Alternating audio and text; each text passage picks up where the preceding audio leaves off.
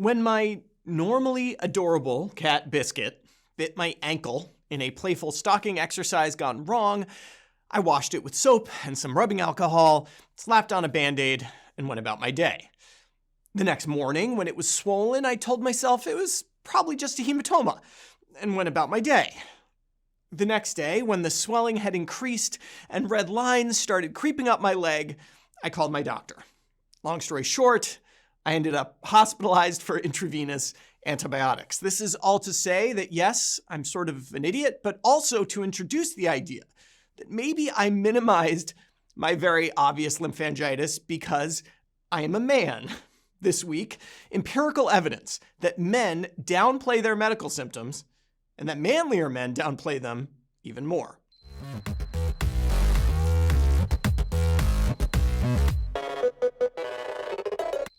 I'm going to talk to you about a study that links manliness, or scientifically speaking, male gender expressivity, to medical diagnoses that are based on hard evidence and medical diagnoses that are based on self-report.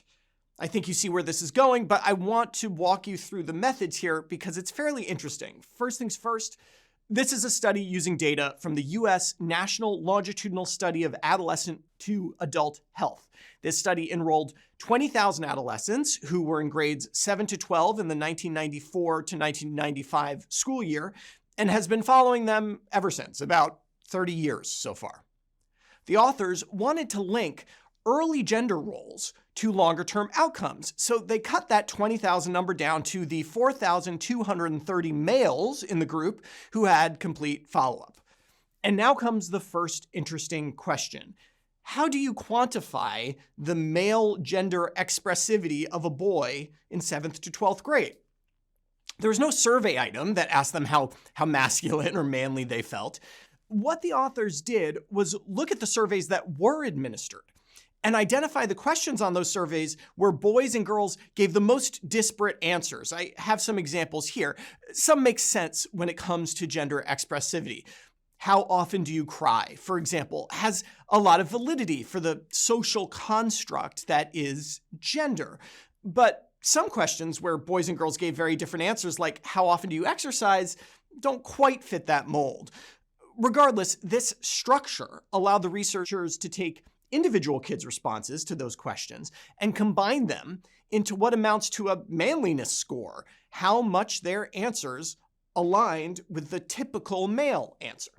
The score was established in adolescence, which is interesting, as I'm sure some of this stuff may change over time, but notable because adolescence is where a lot of gender roles develop. Now, we can flash forward 30 years and see how these manliness scores link to various outcomes. The authors were interested in fairly common diseases: diabetes, hypertension, and hyperlipidemia. And let's start simply. Are males with higher gender expressivity in adolescence more or less likely to have these diseases in the future? Not really. Those above the average in male gender expressivity had similar rates of hypertension and hyperlipidemia as those below the median. They were actually a bit less likely to have diabetes. But that's not what's really interesting here. I told you that there was no difference in the rate of hypertension among those with high versus low male gender expressivity, but there was a significant difference in the answer to the question, do you have hypertension? The same was seen for hyperlipidemia. In other words, those with higher manliness scores are less likely to admit, or perhaps know, that they have a particular disease.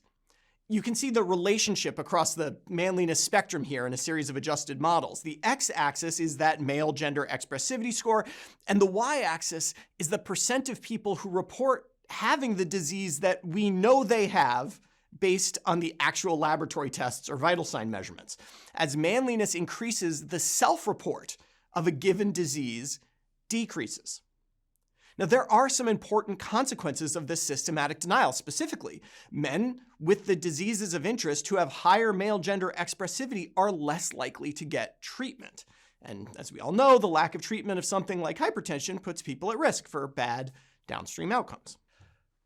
Putting this all together, I'm not that surprised. Society trains boys from a young age to behave in certain ways, to hide emotions, to eschew vulnerability, to not complain when we're hurt. And those lessons can persist into later life. Whether the disease that strikes is hypertension or Pasteurella multicida from a slightly psychotic house cat, men are more likely to ignore it, to their detriment. So gents, be brave. Get your blood tests and check your blood pressure. And if there's something wrong, admit it and fix it. After all, fixing problems, that's a manly thing, right? For Medscape, I'm Perry Wilson.